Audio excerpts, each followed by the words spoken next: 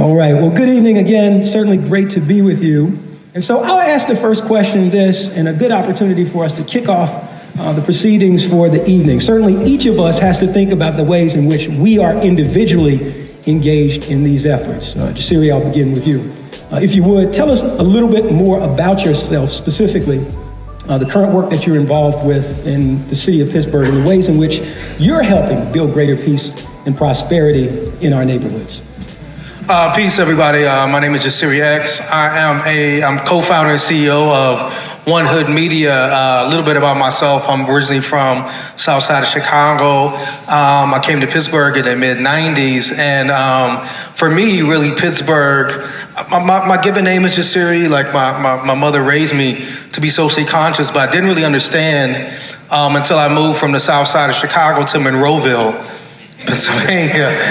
And, I kind of faced like racism, like in my face. Like first time I was at Monroeville Mall, I was called a nigga, like first time. And I remember, coming from is like my mom, my sister, and me thinking like, what do I do in that moment? Like, how do I handle that? So being from Chicago, my first reaction and response to somebody being racist to my face was to fight.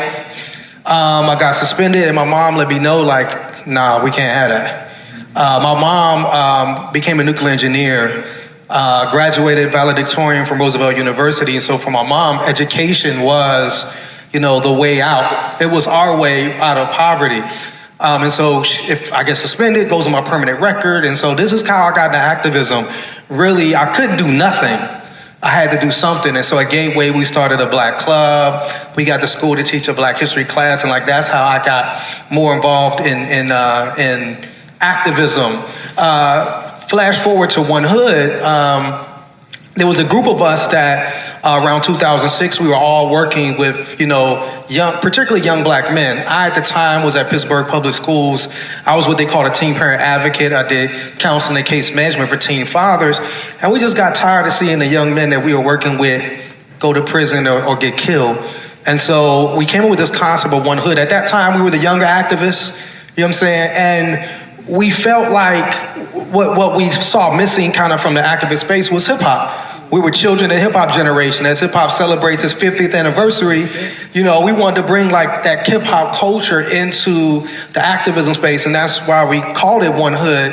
Also for us, we looked at like a lot of our neighborhoods, we suffer from the same conditions, whether it be community violence, police violence, poverty, unemployment, and we take our frustrations out on one another. And we felt like our unity is the key to dealing with the systemic issues that are facing our community. So really, I've been doing this work since 2006 as an artist, activist, utilizing hip hop. One Hood today, there's 5 pillars of One Hood, like there's 5 pillars of hip hop. Our pillars are art, activism, education, media, and civic engagement. And so we do that work. Art is the basis for what we do. And we believe in the transformative power of art and the liberatory aspect of art, particularly hip hop, to me, which is a medium that speaks truth to power. And so we're utilizing that to try to make Pittsburgh livable for everybody and not just a select few. All right, appreciate that. Please give him a welcome. Tammy, I'll pass it over to you for those who may not know you, an opportunity for you to introduce yourself and a way to talk about some of the ways you're having impact in the neighborhoods around our region as well. Yeah. Good evening. Okay, thank you. Good evening, everybody. So some of the ways, and it's interesting because a lot of people who are actively in the streets, doing this work, doing it from a nonprofit, doing it from other spaces, don't always consider ourselves activists. And I didn't consider myself an activist for a long time. Now I consider myself an economic justice activist and focusing on being very, very intentional about creating economic justice opportunities for Black families in the city. And why is there intention needed to do that? Well, historically, for anybody that doesn't understand the history of redlining, the history. Black folks didn't get access to credit for a very long time. Lots of economic pathways were not open to us. And so it's important that we are presently focusing on ways to keep those pathways open and ways to widen the path. And so that's what we do. That's what I have been doing. It feels like a very long time. I found myself in the nonprofit space sort of by accident. Did not intend as a poor kid growing up to ever find a job labeled nonprofit. That didn't make sense at all. But that's how I discovered that is my purpose. It is my passion to take the experiences that I've had as a child in poverty, as an adult in poverty, raising my own children. I wanted to try to ease the pain, to help people heal from generational poverty trauma and create very intentional opportunities and pathways for people to attain assets, which in turn we hope becomes a portion of generational wealth for people. Please give her a hand. Our fearless leader, I'll hand it over to you, an opportunity. Most of the people here should know you, but in the event they don't, an opportunity for you to introduce yourself. If you don't know me now, you know, right? So my name is Carlos Carter. I'm the president and CEO of the Urban League of Greater Pittsburgh. In terms of this work, I feel like, unlike Tammy, it's very personal to me. I've always been blessed, but I've been in poverty, and so I do have lived experience. And so for me, my personal mission is always to leave people and places better than I found them. And I truly see success as not only realizing your potential, but helping others to realize theirs. And so I think that dovetails well with the work of the Urban League, which is to enable African Americans, I say other marginalized communities, achieve economic, self-reliance, parity, power, and civil rights. But a lot of focus for me is the economic part. So, even with my own family, I've seen a lot of people struggle. And so for me, it's important that we, as the Urban League and myself personally, do all we can. And so I'm really proud about, what Ms. Bush created with her Center for Economic Self-Reliance and our One Pittsburgh Now project, where we're really focusing on moving Black people from underemployed to economic self-sufficiency, really focus on 4 distinct communities, the North Side, Homewood, parts of the Mon Valley, in the Hill District. And really, I want to see our people thrive. Some of us aren't struggling, but many are, right? And so I want Pittsburgh to be most livable for all. So for me, it is very personal. And in addition to my work at the Urban League, with my book and other things, I'm always writing to inspire people. So it's important that we all realize our potential. And so I just want to be part of that solution. Very good. Can we show our appreciation? Last but not least, Manny, the voice of the youth is critical, and so want to uplift you. Thank you for being here, an opportunity for you to introduce yourself and to talk a little bit about the ways you're impacting the community. Thank you, I really appreciate it. First off, I'm gonna start off with, my real name is Mendez. That's like my first name, government, legal. I'm from the north side of Pittsburgh, grew up around Wilson Avenue, if any of y'all know where that is. Me growing up, I always been an outgoing kid, never liked staying in the house. I can't say that I grew up in a poor home because my grandmother and my mother always done what they could to make sure that we had a livable life. As long as we had food, clothes, and a roof over our head, we was cool. One thing I say, I am a victim of gun violence, and I'm not no pity. Like, it comes with the things that I was getting into, but as I was growing up, I always lived 2 lives.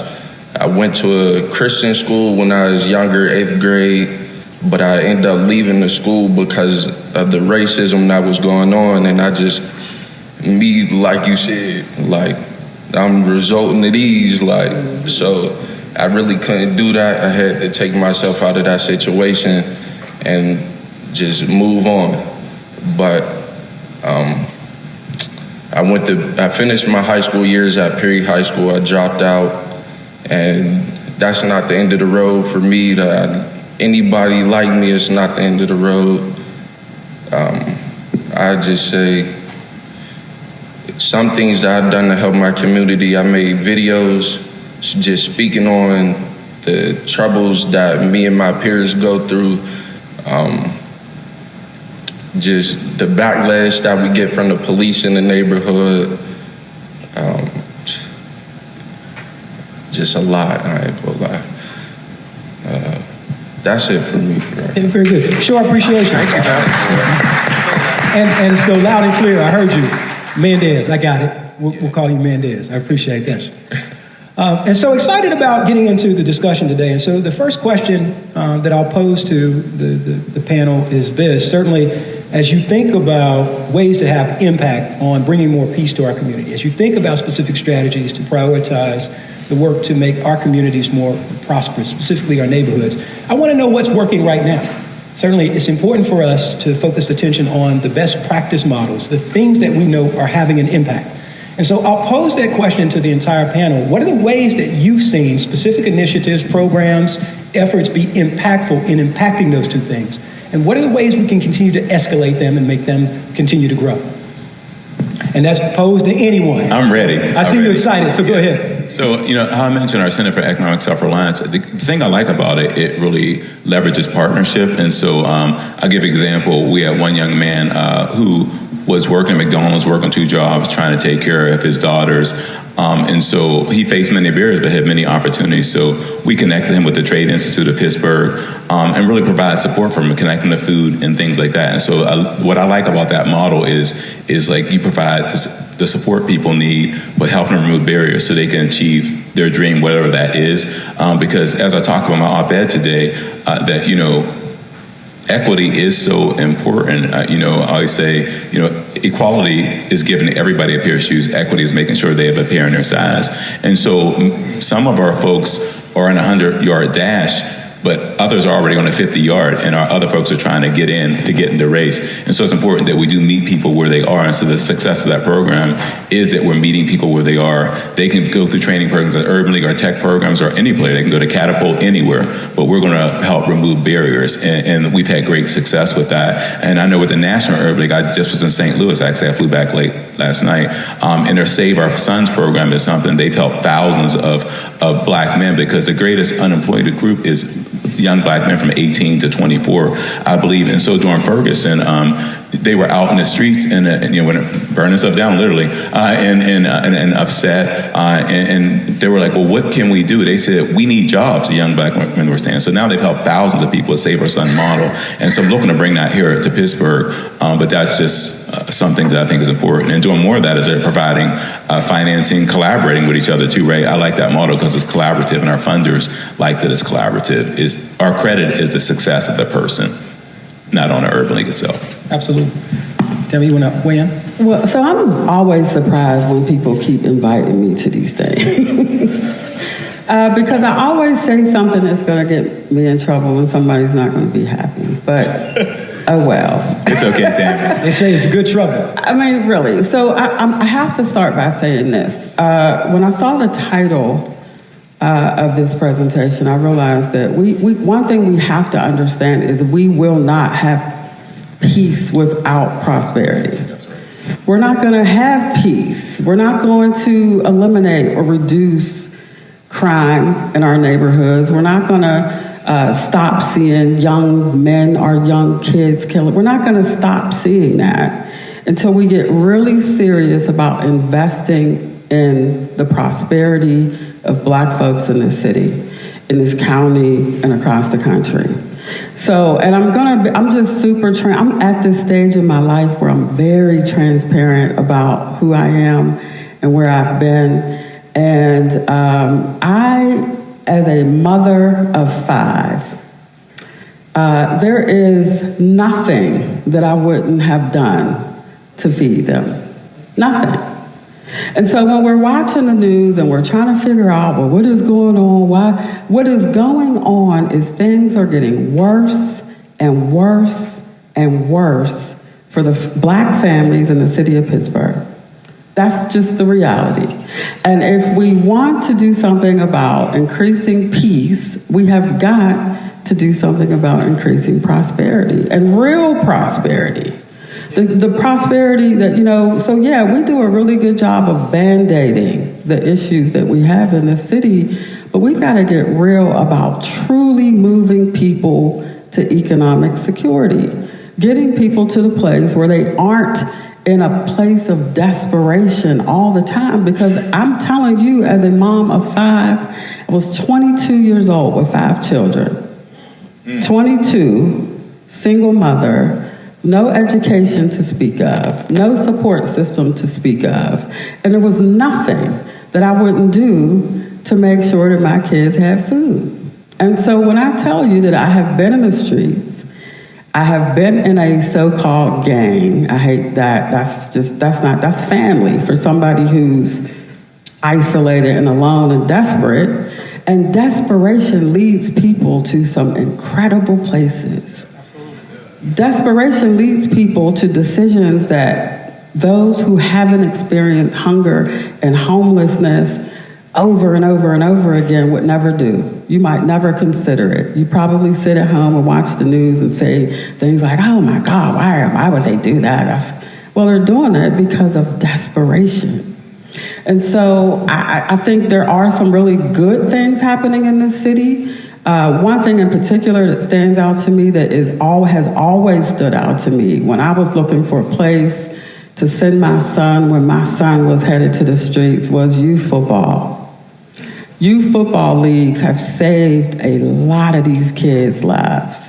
And I think they go overlooked and they're undervalued, right? Those grassroots organizations, the grandma on the corner who's giving kids a bag of raisins or a bag of fruit as they're walking to the bus stop. Those are the folks who are saving lives, truly, truly saving lives. And I just think that type of organic, natural effort to invest in our children and our families is overlooked. So I think we have to start paying attention to the people, the things, and the places that are truly serving our most vulnerable populations of people. Because in the work that we hear and see what desperation really looks like. And sometimes I can see it in people's eyes because I remember what it looked like in mine. This person is on their way to do what has to be done to survive. So, I think we have a lot of people in survival mode, and we've got to do what we can to get them out. And this is not a them problem. This is an all of us problem. Sure. Because I'm telling you, if my kids are hungry, I will knock somebody over the head to do what I have to do. I'm just being honest. Most of us would do what we have to do to make sure that ourselves and our families are surviving. So hopefully if we start thinking about it from that perspective, we'll get serious about trying to solve these issues and not just Band-Aid them. Yeah, I agree 100% with your sentiment, Tammy. I would also say that, one of the coalitions that we're part of at One Hood is a coalition to reimagine public safety. Kind of came out of course, 2020, and people began to look at, policing as a whole. One of the things that we learned in the report that we put out studying policing in Pittsburgh is per the amount of people that Pittsburgh has one of the highest policed cities. For our side of the cities, we have, 10 to 30 times more police per people than most cities our size. We also spent, $50 million more over the last 5 years on policing. So if we're still not safe, if in 2023, despite that, we're not safe, then maybe policing isn't the answer. We should maybe consider that, right? We should consider maybe policing isn't the answer. Maybe more police and putting more police or profiling young Black people isn't the answer. But we understand, as people thinking about reimagine public safety, it's very difficult to go into our communities, particularly, and talk to some older Black people and say, we want to see less police. They're scared. They're afraid. And so we went and said, okay, community is actually doing the best around community violence. And the place that we went that might surprise you is Newark, New Jersey. Newark, New Jersey has had historic lows in murder. Newark, New Jersey actually, and this kind of surprised me, Newark, New Jersey had 20 less murders last year than Pittsburgh. Newark, New Jersey, like 99% black. If you, I know, and no disrespect, it's hood. Newark is hood. Downtown Newark is hood. You know what I'm saying? But what are they doing? So the mayor, Ras Baraka, is a brilliant, he's a brilliant leader. But one of the things they did, and he said, I didn't say defund the police, I just did it. They took 5% of the police budget and put it towards what they called the Office of Violence Prevention. So what they effectively did is they created a group, an organization that kind of sat between the community and the police. They staffed the Office of Violence Prevention with trusted community people. The people that work there are people that had been in the community knows and trusts, because you can't do anything like that. You can't just bring somebody in from out of town or, you know what I'm saying, put somebody there because they have a degree. If we don't know them, trust them, and have seen them in our community, then it's not going to work. So they did that. They actually took over a police station that had been abandoned. Now they're in there as the Office of Violence Prevention. They began to fund and invest in these organizations and individuals that Tammy was talking about. People that the community knew and understood that were in service to the community. So they had this group that, it's a street team. So whenever there might be a violence flare-up, they have a street team that are folks from the community that had been in the street, people that the community knew, that would go and do this street team work. So the guy who was running the street team, I said, man, tell me what's your background? How are you the head of the street team?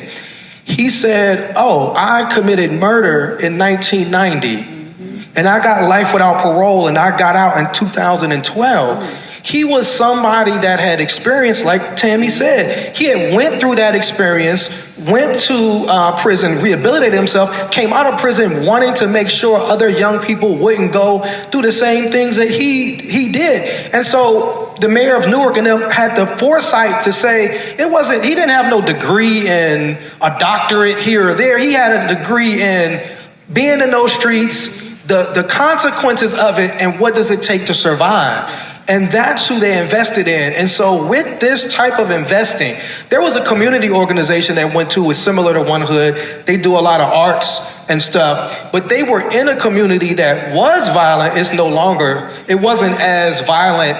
So the city's actually spending money to move them into the area where they were like, okay, we don't need you here no more. This area is relatively peaceful. We need your community and your group and your studio over here. To me, that type of thinking is what gets us up out of here. And so it's frustrating to me because I don't believe we're being creative enough when we think around community violence. And I'll say the last thing, if you think about, I always, talk to our students, we have a cohort of young people in a cohort that we call We Keep Us Safe. And this cohort is producing media and helping us to think around events, safe spaces for young people. In my mind, I'm young, but I don't understand. I can't speak for this generation. That's why I'm happy that Manny is on the stage, right? And so for us, it was important that we develop young people of this generation to speak to this generation and let us know where we should invest our resources in. But it's just that thinking of we're just going to throw money at more police, whether or not they do well or not. I just think that we have to be more creative, we have to be more innovative, and we have to begin to invest in those people that have strategies that have successfully worked in our community. So like you said, the coaches, let's make sure they get more resources, more support, more money. You know what I'm saying? Those individuals that are mentoring a couple folks here or there, how can we support them? One of the things that we do, and it's the last thing I'll say at One Hood, we started incubating other organizations because, when we started, we were not incubated. We were a lot of established organizations kind of were against us. And it was disappointing for me So for me, when I see, somebody coming up, and I know Carlos has been on the scene, but he's in leadership now, his success is my success. I want to support what this brother's doing. You know what I'm saying? I want to support. I don't think we need less organizations. We need more. We need more minds. We need more intellect. We need more brilliance. And so when we started to see younger organizations coming up, we helped them get resources. I just had a conversation with some young brothers yesterday and said, man, let's see if we can get you enough money to one of y'all can do this full time, do this work full time. And then, let's grow your organization and the work that you do. And so I think those are the things that we're doing that we're having some success with. But let's get creative. The last thing I'll say is this. Is he a Baptist preacher? This is what I ask. Like, if you think about... I'm going to throw my notes away. If you think about the places you've been that have been the most prosperous, right? The wealthiest places you've been. Do you see police? You don't even see police stations in these places. So it's not police that makes our community safe. It's resources. It's prosperity that makes our community safe. That's what we need, not more police. Yeah, my bad. To add on to what y'all were saying, when I was in high school, it was this girl, Katira Moore.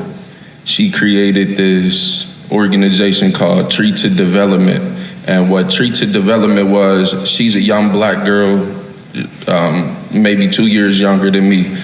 And she started it just with the hopes of getting resources for students that went to Perry who were females that didn't have the same opportunity as every other girl, like coming to school with their hair done, having supplies, different things of that nature, like good textbooks. And when she started this, like, I seen it grow just from high school to now. Like, she graduated and everything, but it was just the start of that created a community for her and Perry as well, because her and Perry partner together now.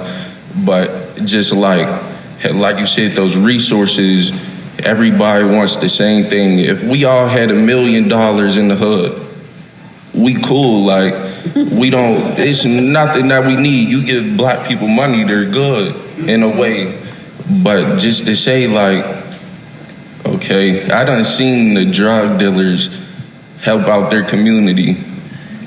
I was one of them. Like, I done seen to where we're putting up hundreds of dollars to fund a community event to where everybody's kid in the neighborhoods coming, people's trash is getting taken out, just different things like necessities in the projects that people don't get to experience. And so as soon as they took most of my friends away to jail, most of them's dead, just things like that, it's like you don't see it anymore. You don't see no block parties to where it's like you could actually come and have the kids running around. Like, people make a lot of things about older people. It's really about, like, let the kids be kids. Just, man, funding different things like basketball events, getting the courts together. We hear it time after time, oh, we gonna do this for y'all, we gonna do this for y'all. It don't happen until like 5 years later. I'm 25, bro, what you, like, it ain't nothing that I could do now. But just to say, like, when we ask for these things, even though just because we get looked at in a different light, because like you said, survival mode, like when you're in survival mode, like it gets real to where anything you gotta eat, food is food. If you gotta destroy somebody to get what you need, you will do that. Like, it brings the worst out of you. And just, I feel like if we had actual mentors and people who really cared about the community instead of coming up here and saying, not y'all. I'm glad you clarified that. But like, just real people who would actually feel how we feel and come talk to us instead of, like, we have organizations to where A big one for me was urban impact. That's what kept me out of the street at a young age, but I resorted back to it. But if you like, urban impact is almost white run. Mm-hmm. Like, if we had an organization like that that was full of black people, mm-hmm. it would be such more of a difference because I could relate to you. Mm-hmm. We go through the same struggles and different things like that, racism, like, white people don't really understand racism from a black people sense. Mm-hmm. Then everybody thinks it's, oh, we're blaming white people. We're not. We just, this is what we go through. Like, it's nothing that we could say, okay, sometimes it's just people in survival mode take over and they get looked at more than anybody else. Mm-hmm. Why is that? Mm-hmm. Why do people in survival mode get looked at more than somebody who's flourishing? Well, I want to lean into that just a bit. Let me lean into that just a bit. Give me a hand. I appreciate that. Give me a hand. That's a great point. I think that's a good point that you raised, and I want to pivot the conversation in just a bit in terms of we're having a lot of discussion about people who are in the community and the importance of us being collectively impacted and invested in our community. I'm interested in your discussion on those who don't necessarily live in our neighborhoods. I think the greater conversation that I want us to amplify for just a bit is what's the responsibility for organizations and individuals who aren't necessarily specifically rooted in the black community to come and make investment in the black community? I'd like to hear from you all on that. It starts with really caring. Absolutely. Go ahead, Manny. It really starts with like genuinely caring. That's right. Because not everybody's for us how they say they are.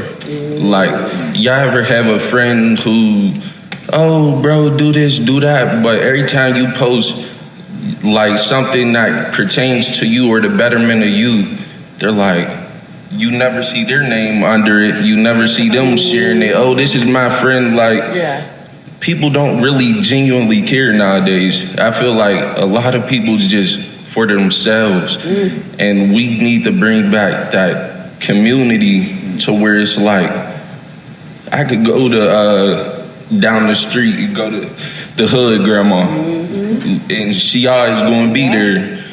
Like, just real genuineness in people. That's the biggest thing for me. No, I love that because he asked the right question. Because here the answer is that we have people are profiting off of poverty. So poverty is very profitable, right? So from the largest, always has been, always will be, right? We have become we're a commodity. And as long as there is capitalism, that's going to be true. And so it benefits people. And we always want to say it's the big corporations, but trust me, this nonprofit thing, this nonprofit thing is a whole nother animal, right? If we really want to get down to it, look at the money. We have more nonprofits in this county than some whole states have. We have the largest philanthropic community in the country. So why do we still have the statistics around poverty, statistics around some of the biggest issues in our society? Why do we still have so many? Something's not adding up. 1 + 1 is not equaling 3. Something's weird about that we have so many resources and so many nonprofit organizations that say they do this work, yet we have the most ridiculous statistics around crime, poverty, homelessness. It doesn't make any sense. So for me, the answer is that nobody, not saying nobody, but a lot of the people that say they care, a lot of the corporations that say they care, a lot of the nonprofits that say they care, some of it is just a lot of talk. And I feel like we all have a responsibility to hold them accountable. Until we start holding folks in power accountable, these are the conversations we're going to continue to have. We have an abundance, an overabundance of resources in this city. So from my perspective, a lot of this is unacceptable, but it will continue if we don't hold folks accountable. And that includes holding the funders accountable. That includes holding corporate America accountable. That includes holding the nonprofits that are not really nonprofits accountable. So we've got a lot of work to do, and I think that the bigger challenge is we have to stop pointing the finger at the victims. True. And start looking at what are we not doing? Okay, stop saying we've always done it this way. Well, that's the problem. That's the problem. So sometimes folks' egos are so big that they don't want to say, maybe it's my program. Maybe it's my stuff. Maybe I need to reevaluate how I do what I do. Now, I am mindful of time, and so if you have a question, we want to get to the audience questions. Jasiri, I'll let you respond to that, and then if folks have a question, we'll come to you. Raise your hand, please. Yeah, I remember like 2020. We always, when we talk about 2020, one of the things we talk about is when like the Instagram black squares, the black squares on Instagram, and a lot of people in that moment, and they may have been sincere. Like we saw a lot of like promises made about support that people were going to give to black-led organizations and the black community in general, and a lot of that wasn't followed up on. We saw a lot of people hired in diversity spaces in 2020 that don't have those jobs today in 2023 that like got fired or moved out of those positions. I'll just give you two really quick stats. Did you know Pennsylvania as a state, when it comes to supporting black businesses, only 4% goes to black businesses in Pennsylvania state. I think University of Pittsburgh might be 3% goes to black businesses of the money and the funds that they give out. So I think part of it is beginning to say, first it starts with Manny's things. Are you genuine? Like, do you really want to help us as a community? And then it's like, well, what are you doing now with the massive amount of budgets or resources that you have? What are you doing now? I'll give an example that I give in the arts funding space, right? So you had the Warhol and the Matrix Factory. They got $30 million to develop what they call the Pop District on the north side, right? Cultural Trust gets $20 million to do what they're doing downtown. Carnegie Mellon got $30 million for what they call the Office of Shared Prosperity. Now, they're great people at all of these organizations, right?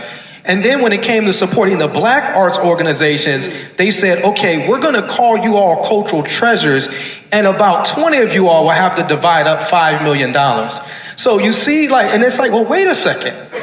How come we aren't supported at the level of these other groups and organizations despite the history that we have? So it was beautiful to me. I was so happy to see Carlos in the Urban League get the support from Mackenzie Scott, right? Because I know, come on. No, because the Urban League has a record, a track record. So I know that with you all receiving that level of fund, you're just going to do more work and support more people. And it was funny. You should have had to begin with, in my opinion. You feel me?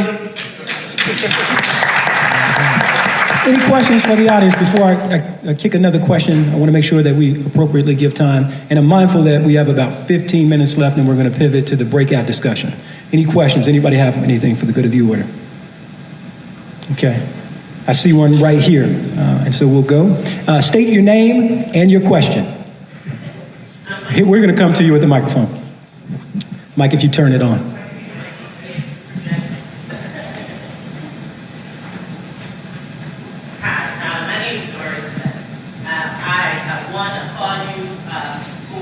The economic justice, identifying that there's a need, but we have to close that gap, that racial wealth gap. We have to close it in our communities. The leveraging our communities. I think we're trying to get your microphone on. Give me just a second. And if not, our AV folks have one right here. I want to make sure that we give appropriate attention to your question. Can you hear me? Leveraging our partnerships was one thing that was brought up. How do you suggest that we go out and we leverage our partnerships? There are numerous organizations within the city of Pittsburgh that maybe are focusing on the same thing, approaching it in a different manner. How do we do that? What are some of your suggestions? And then the other thing would be, a lot of times after we have the programs, we have series, we have certificate programs, what kind of follow-up would you suggest in order to make those programs successful?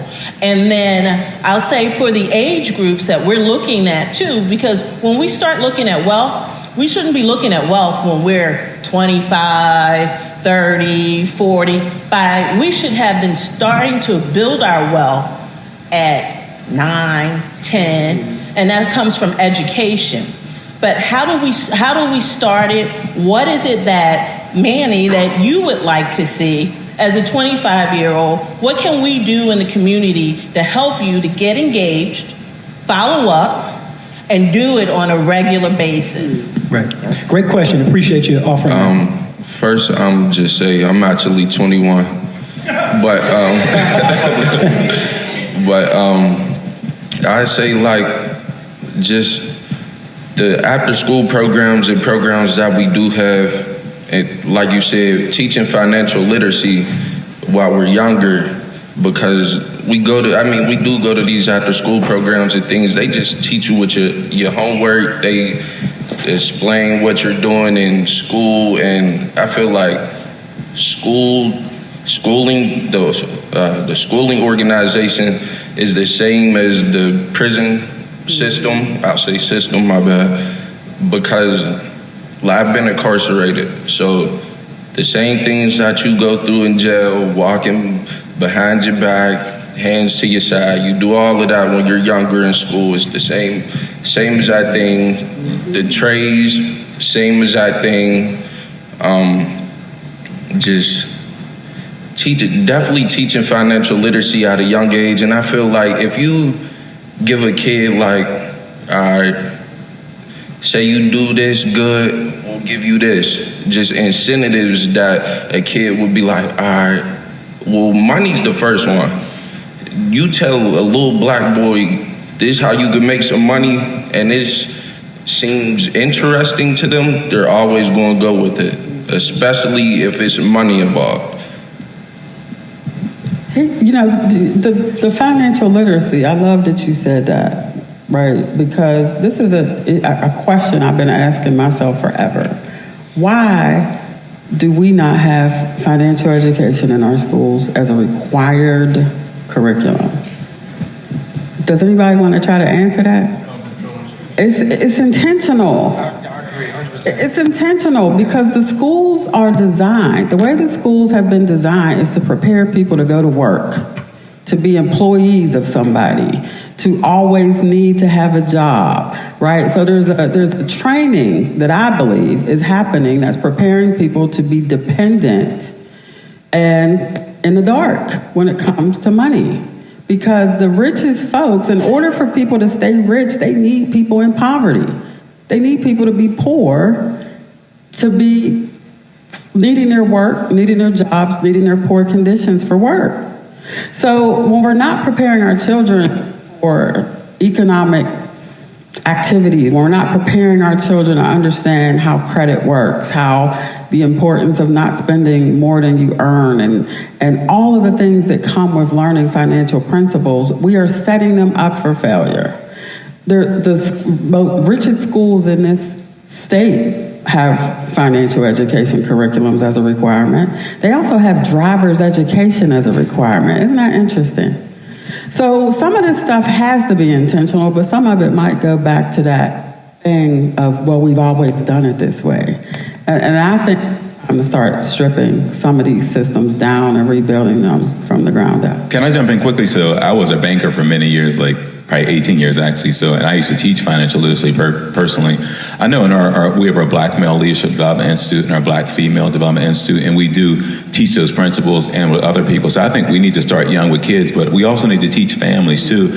And a lot of things too, people talk about budgeting, but we do have to also teach people skills so that they can create the money, right? People say, oh, this person needs a budget, but some people, they don't make enough. So it's both. It's a financial literacy and creating the skills and the gateways for people to get the education to start their own business, whatever it is. But I think in a pure model of financial literacy really is starting in a home. But the reality is that a lot of times the way we handle our finances is exactly how our family handle theirs. So I think in the schools is critical as part of life skills, but also even parents. And how do you do a way where you don't make people feel like you're condescending to them, but it's not just budgeting and finance, because I get tired of that. It's both. Right. You need to be able to make money and you need investments. And getting back to your earlier question about folks who aren't us coming to our communities, first of all, you need to listen. You need to be sincere. You need to listen and ask people. We always want to assume what they say, nothing for us without us, but we got to ask people.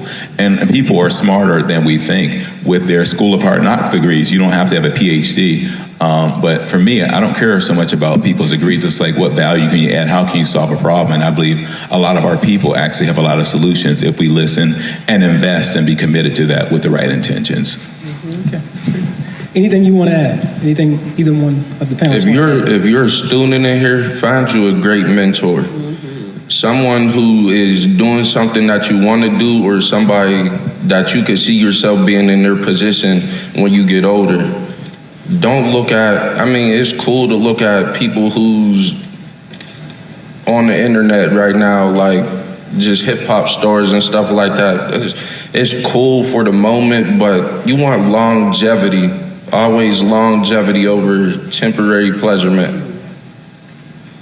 Yeah, I would just say about the piece around collaboration. I think that sometimes when you come into a space, you think everybody has the same intentions as you.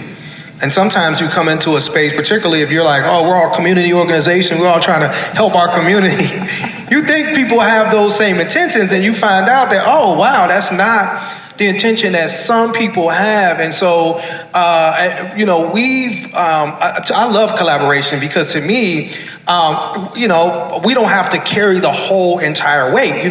This is a collaboration. We're doing the media for the Urban League for the first time. I was happy to collaborate with Carlos in the Urban League, not only because they represent, because I sat down and talked to Carlos first as just a person, and felt like, okay, his intentions are like my intention. Tammy's intentions like my intention. We work with Catapult all day long, you know what I'm saying?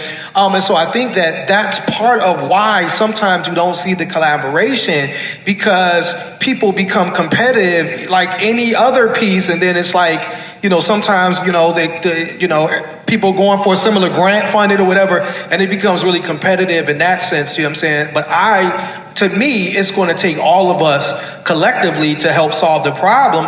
And when we come together collectively and put our resources together, we have more than when one of us do. And so for folks, if you're down to collaborate, like with One Hood, if you have an organization, we're down to collaborate. Let's talk, let's build. If we share the same intentions, which is seeing our communities grow and thrive, we down to collaborate with you. I just want to say something really, really fast about collaboration. I agree with everything you said, but remember what I said about survival mode. A lot of nonprofits are also in survival mode. And there is a scarcity mindset that exists that prevents people from collaborating, right? There's a keep the bottom line. I got to pay attention to the budget. I am $20,000, $30,000, $40,000, $50,000 under my budget. I can't operate, so I don't want to split funding or risk the chance of losing some of my funding, and that's an awful place for a nonprofit to be. It's bad for the health of the organization, but it's even worse for the communities that we're serving. So I always have this conversation with funders, because they control the money. They have sort of set up this scarcity mindset. They've contributed to this competitive nature of the nonprofit industry. So we've really got, I think that there are a lot of nonprofits that would focus more on collaboration if they could get past that scarcity mindset and fear of losing funding. But we love collaboration because of exactly what you said. We have a small capacity. And in order to do the very big work that we want to do, we've got to have partners. However, we're not just partnering with anybody.